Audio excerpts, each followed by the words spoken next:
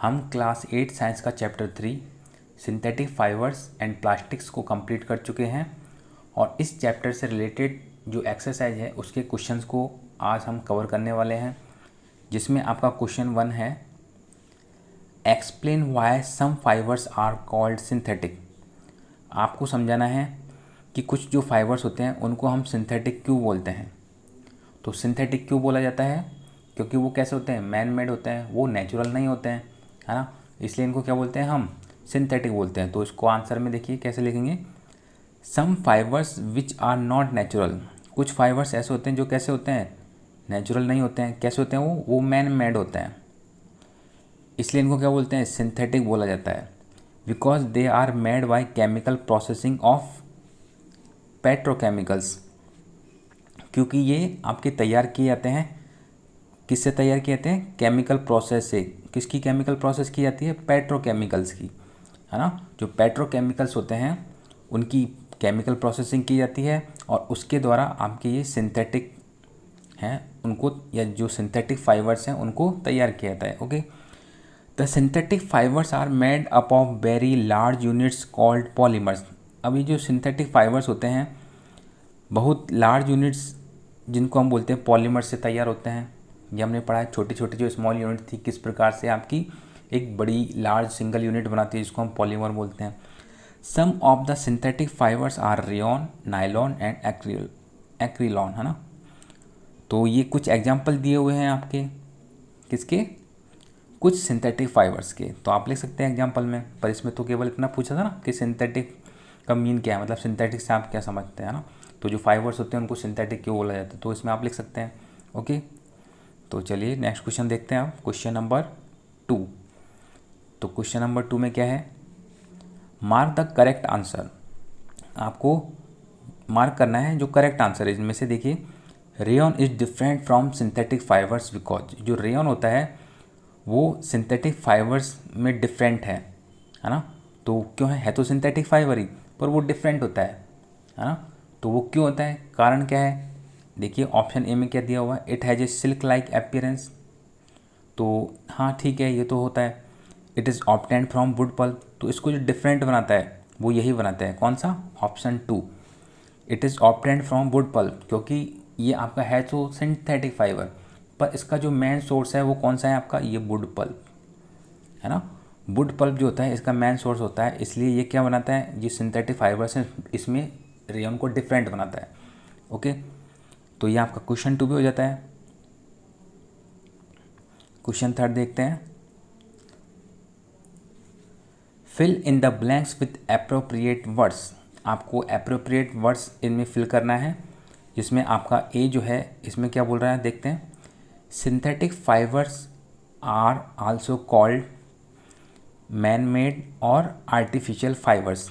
आप यहाँ पे देख सकते हैं, synthetic fibres are also called man made. Synthetic fibres को क्या बोलते हैं हम, मैन मेड बोलते हैं, या फिर इनको क्या बोलता है, आर्टिफिशियल भी बोला जाता है। तो ये हो जाते हैं आपके सिंथेटिक फाइबर्स। नेक्स्ट है आपका, synthetic fibres are synthesised from raw material called petrochemical. तो जो सिंथेटिक फाइबर्स होते हैं उनको सिंथेसाइज किया जाता है, उनको तैयार किया जाता है जिस रॉ मटेरियल से, उसको बोलते हैं हम पेट्रोकेमिकल्स। वो रॉ मटेरियल को क्या बोलते हैं, जिनसे आपके सिंथेटिक फाइबर्स तैयार किए जाते हैं, उनको बोलते हैं हम पेट्रोकेमिकल्स। अभी ऊपर क्वेश्चन में भी आया था ना पेट्रोकेमिकल से, हाँ। तो ये पेट्रोकेमिकल्स क्या होते हैं, आपके रॉ मटेरियल होते हैं जिनसे हम इन सिंथेटिक फाइबर्स को बनाते हैं या सिंथेसाइज करते हैं। ओके, आगे देखते हैं, like synthetic fibres plastic is also a polymer. तो जिस प्रकार से आपके सिंथेटिक फाइबर्स क्या होते हैं, पॉलीमर होते हैं, उसी प्रकार से प्लास्टिक भी क्या है, आपका एक पॉलीमर ही होता है। तो इस ब्लैंक में भी आपका यहाँ जो ब्लैंक दिया था ना, इसमें हम क्या कर देंगे, पॉलीमर। ओके, तो ये क्वेश्चन 1, 2, 3 हो जाते हैं। अब क्वेश्चन आपके नेक्स्ट पेज पे दिए हुए हैं इसमें, तो क्वेश्चन और देखते हैं। ये है आपका क्वेश्चन 4। क्वेश्चन 4 में क्या बोल रहा है, इसको भी पढ़ते हैं। Give examples which indicate that nylon fibres are very strong. आपको एग्जाम्पल बताना है जो ये बताए कि जो नाइलॉन फाइबर्स होते हैं बहुत स्ट्रॉन्ग होते हैं, बहुत मजबूत होते हैं, बहुत स्ट्रॉन्ग होते हैं। नाइलॉन क्या है, आपका एक सिंथेटिक फाइबर है ना, और वो बहुत स्ट्रॉन्ग होता है इसके लिए आपको क्या बताना है, एग्जाम्पल देना है। तो उस एग्जाम्पल से आप समझ सकते हैं। देखिए आंसर में, nylon is a very strong fibre. Nylon बहुत कैसा है, स्ट्रॉन्ग है, स्ट्रॉन्ग फाइबर होता है। That is why nylon is used for making parachute. इसलिए नायलॉन को किस में यूज़ में लेते हैं, पैरासूट बनाने में। रॉक क्लाइंबिंग रॉप्स, जो आप पहाड़ों पे चढ़ते हैं ना, जो रॉप्स होती हैं, है ना, जो रस्सियाँ होती हैं पहाड़ों पे चढ़ने वाली, वो किन की बनी होती हैं, इन्हीं सिंथेटिक फाइबर्स नायलॉन्स की। फिशिंग नेट्स, जो आपकी मछली पकड़ने के जो जाले होते हैं, है ना, एंड सीट बेल्ट जो होते हैं, जो व्हीकल्स होते हैं, जो कार होती हैं, उनके जो सीट बेल्ट होते हैं वो भी इसके बनते हैं, किसके, नायलॉन के, क्योंकि ये तो कैसे होता है, स्ट्रॉन्ग होता है ना। In nylon thread is elastic, elastic है, इसलिए किस में यूज़ में लेते हैं, इन सीट बेल्ट बनाने में यूज़ में लेते हैं, या रॉप्स बनाने में यूज़ में लेते हैं, और पैरासूट बनाने में यूज़ में लेते हैं। And light but actually stronger than A steel wire. Okay, अब ये लाइट भी होता है, हल्का होता है, और साथ में कैसा होता है, स्ट्रॉन्ग होता है। किससे, जो स्टील का जो वायर होता है उससे भी ज़्यादा स्ट्रॉन्ग होता है। कौन, आपका ये नायलॉन। इसके बाद इसके लिए हमने एक एक्टिविटी भी की थी, आपको याद होगा ना। तो ये क्वेश्चन 4 हो जाता है आपका। ओके, अब क्वेश्चन नेक्स्ट देखते हैं, क्वेश्चन नंबर 5। क्वेश्चन 5 में क्या बोल रहा है आपसे, explain why plastic containers are favoured for storing food. आपको इसमें समझाना है कि जो प्लास्टिक कंटेनर्स होते हैं उनको फेवर किया जाता है, किसके लिए, स्टोरिंग फूड, खाने को रखने के लिए उनको फेवर किया जाता है। किनको, ये जो प्लास्टिक के जो कंटेनर होते हैं। तो क्यों करते हैं, इसका कारण आपको लिखना है। आंसर देखते हैं, plastic containers are favoured for storing food for the following reason. कुछ कारण होते हैं जिनकी वजह से हम इन प्लास्टिक जो कंटेनर होते हैं उनको यूज़ में लेते हैं स्टोरिंग फूड के रूप में। तो देखिए, plastics container are light weight. Plastics container कैसे होते हैं, हल्के होते हैं। देखा ना आपने कितने हल्के होते हैं। They are easy to handle, और इसलिए क्या होते हैं, वो ईजी टू हैंडल होते हैं, आसानी से उपयोग करने के लिए यूज़ किया जाता है ना। ईजी टू हैंडल, उनको आसानी से हैंडल कर सकते हैं हम। नेक्स्ट है आपका द प्राइस ऑफ प्लास्टिक। तो जो प्राइस होता है प्लास्टिक का, जो प्लास्टिक कंटेनर होते हैं उनका प्राइस कैसा होता है, कम होता है, is very less compare to other containers. जो दूसरे कंटेनर्स होते हैं उनके कंपेरिजन में, अभी एक स्टील का लेके आओ, अभी एक प्लास्टिक का लेके आओ, तो क्या है, आपका स्टील का महंगा आएगा और प्लास्टिक का सस्ता आता है ना। तो इसलिए क्या है, प्लास्टिक के कंटेनर कैसे होते हैं, सस्ते पड़ते हैं आपको। दे हैव गुड स्ट्रेंथ, और अच्छी स्ट्रेंथ भी रखते हैं, चल जाते हैं, ज़्यादा टाइम तो नहीं, स्टील के मुकाबले तो नहीं, पर हाँ प्लास्टिक भी काफ़ी टाइम चल जाता है। ओके, गुड स्ट्रेंथ होती है। प्लास्टिक कंटेनर्स आर ड्यूरेबल, और प्लास्टिक कंटेनर्स कैसे होते हैं, ड्यूरेबल होते हैं, आपके टिकाऊ होते हैं। ओके, ये भी चल जाते हैं। ओके, काफ़ी समय तक निकाल लेते हैं। आगे चलते हैं, क्वेश्चन नंबर 6। क्वेश्चन नंबर 6 देखिए, जिसमें आपको थर्मोसेटिंग और थर्मो जो प्लास्टिक्स होते हैं उनके बारे में डिफरेंस बताना है। तो क्वेश्चन 6 को पढ़ते हैं। Explain the difference between the thermoplastic and thermosetting plastics. आपको डिफरेंस लिखना है। ओके, तो एक टेबल बनानी है जिसमें आपको एक साइड में क्या लिखना है, थर्मोप्लास्टिक, एक साइड में आपको थर्मोसेटिंग प्लास्टिक्स लिखना है। और जिसमें आपका पहला पॉइंट लिखेंगे सीरियल में, तो सीरियल नंबर पहला पॉइंट में देखिए क्या है, थर्मोप्लास्टिक्स में plastics which gets deformed easily.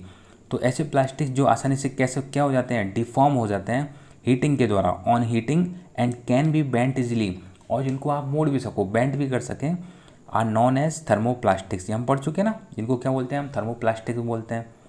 Okay, इनके एग्जाम्पल, यह एग्जाम्पल है आपके, देखिए polythene and PVC are some of the examples of thermoplastics.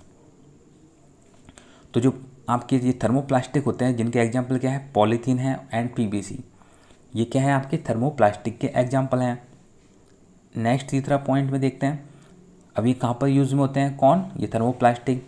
These are used for manufacturing toys, खिलौने बनाने में, जो कॉम्स होते हैं कंघे बनाने में, and various types of containers, और विभिन्न प्रकार के जो कंटेनर्स होते हैं उनको बनाने में भी आपके ये थर्मोप्लास्टिक्स यूज़ में लिए जाते हैं।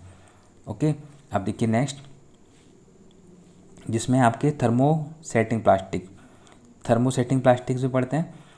इसका पहला पॉइंट है plastics which when moulded once can not be soften by heating these are called thermosetting plastics. तो ऐसे प्लास्टिक्स जिनको एक बार ही माउंट कर सकें हम and can not be soften by heating, और हीट के द्वारा आप सॉफ्ट नहीं कर सको उनको, तो उन्हें हम क्या बोलते हैं, थर्मोसेटिंग प्लास्टिक बोलते हैं ना। इसमें कैसे होता है, क्रॉस लिंक्ड है ना स्ट्रक्चर होता है ना, तो ये कैसे होते हैं आपके, इनको एक बार ही हम माउल्ड कर पाते हैं और इनको इजीली आप हीट के द्वारा सॉफ्ट नहीं बना सकते। एग्जाम्पल इनके भी एग्जाम्पल, तो एग्जाम्पल में हो जाएंगे आपका बेकेलाइट एंड मेलामाइन। ओके, अब बेकेलाइट और मेलामाइन का कहाँ पे यूज़ होता है, तो इसको भी समझ लेते हैं। Bakelite is used for making electrical switches, handles of various utensils, जो बर्तन होते हैं उनके हैंडल बनाने में, इलेक्ट्रिकल जो स्विच होते हैं उनको बनाने में किसका यूज़ में लेते हैं, इस बेकेलाइट का यूज़ में लेते हैं।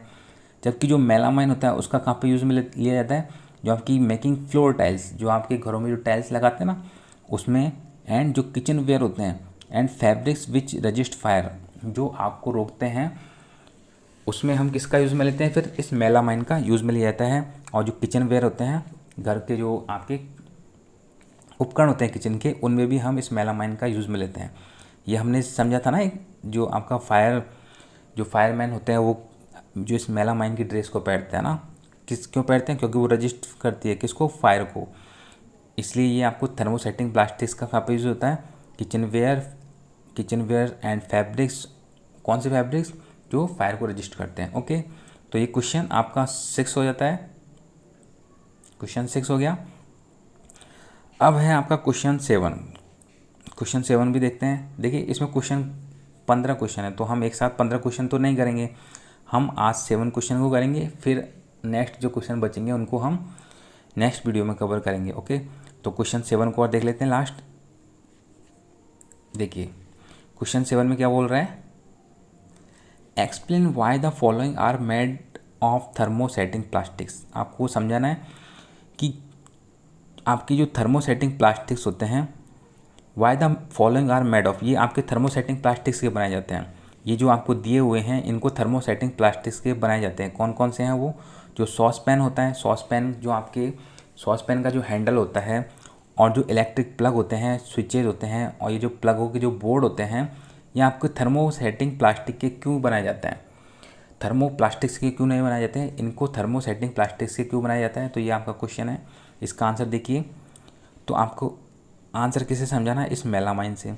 देखिए मेलामाइन ए थर्मोसेटिंग प्लास्टिक्स, तो आपके जो मेलामाइन होता है वो कैसा होता है, आपका थर्मोसेटिंग प्लास्टिक्स होता है ना। रजिस्ट फायर, क्या करता है, फायर को रजिस्ट करता है, अभी हमने पढ़ा है पिछले क्वेश्चन में। And can tolerate heat better than other plastics, और क्या सहन कर सकता है, हीट को सहन कर सकता है, किसके कंपेरिजन में, आपकी जो दूसरे प्लास्टिक्स होते हैं उनके कंपेरिजन में। कौन, ये मेलामाइन। और ये मेलामाइन क्या है, एक थर्मोसेटिंग प्लास्टिक्स है ना। So it is use for making sauce pan handles, इसलिए इसको सॉस पैन हैंडल्स बनाने में यूज़ में लिया जाता है, जो क्या करता है, फायर को रजिस्ट करता है। ओके, तो आप इसका आंसर मेलामाइन से समझाएंगे। एंड बेकेलाइट से, अब देखिए बेकेलाइट में, तो बेकेलाइट भी क्या है, आपका थर्मोसेटिंग प्लास्टिक्स है। तो bakelite is a poor conductor of heat, जो बेकेलाइट होता है वो पुअर कंडक्टर होता है हीट का, है ना। एंड इलेक्ट्रिसिटी, जो इलेक्ट्रिसिटी होती है और जो हीट होती है उसका क्या होता है, पुअर कंडक्टर होता है, मतलब वो कुचालक होता है, उसमें आपके हीट और इलेक्ट्रिसिटी फ्लो नहीं हो पाती है, कंडक्ट नहीं हो पाती है। So it is use for making electric plug, इसलिए इसको किस में यूज़ में लिया जाता है, इलेक्ट्रिक प्लग बनाने में, स्विचेज बनाने में, और जो प्लगों के बोर्ड बनाने में। ओके, तो ये आपका क्वेश्चन 7 कंप्लीट। अब बचे हुए जो क्वेश्चन हैं उनको हम नेक्स्ट वीडियो में कवर करेंगे।